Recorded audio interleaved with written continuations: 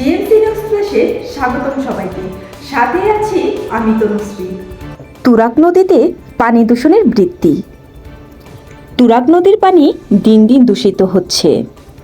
কারখানা ও আবর্জনার কারণে নদীর জল নষ্ট হচ্ছে। স্থানীয় ও জীববৈচিত্র্য মারাত্মক হুমকির মুখে।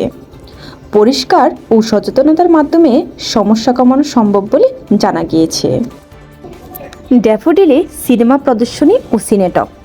Daffodil International University journalism media and communication বিভাগ আয়োজন করেছে প্রজেক্ট প্রদর্শনী ও সিনেটক সেশন।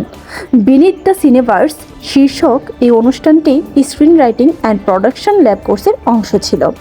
শিক্ষার্থীরা সত্যজিৎ রায় ও হুমায়ুন আহমেদের গল্প অবলম্বনে দুটি স্বল্পদৈর্ঘ্য চলচ্চিত্র প্রদর্শন করেন। প্রধান অতিথি ছিলেন কৃষ্ণেন্দু চট্টোপাধ্যায়।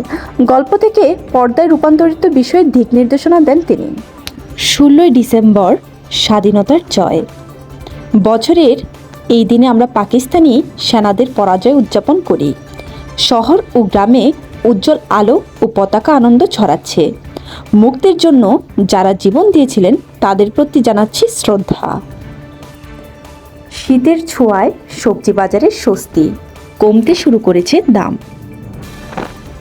শীত মৌসুমে শুরু হওয়ায় দেশের বিভিন্ন সবজি বাজারে ধীরে ধীরে দাম কমতে শুরু করেছে।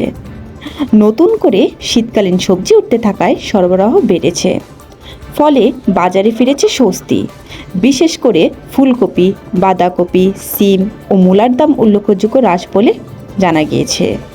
এতে সাধারণ ক্রেতাদের মধ্যে ফিরে এসেছে স্বস্তি। আশুলিয়ায় এলিভেটেড এক্সপ্রেসের পথে। রাজধানীর আশুলিয়ায় এলিভেটেড এক্সপ্রেসওয়ের নির্মাণ কাজ শুরু হয়েছে। প্রকল্পটি এলাকার যানজট কমাতে গুরুত্বপূর্ণ ভূমিকা রাখবে। সরকারি সূত্রে জানা গিয়েছে এটি সম্পন্ন হলে শহরের যোগাযোগ আরও সহজ হয়ে উঠবে। আজকের মতো এই পর্যন্ত। পরবর্তী সংবাদ দেখার আমন্ত্রণ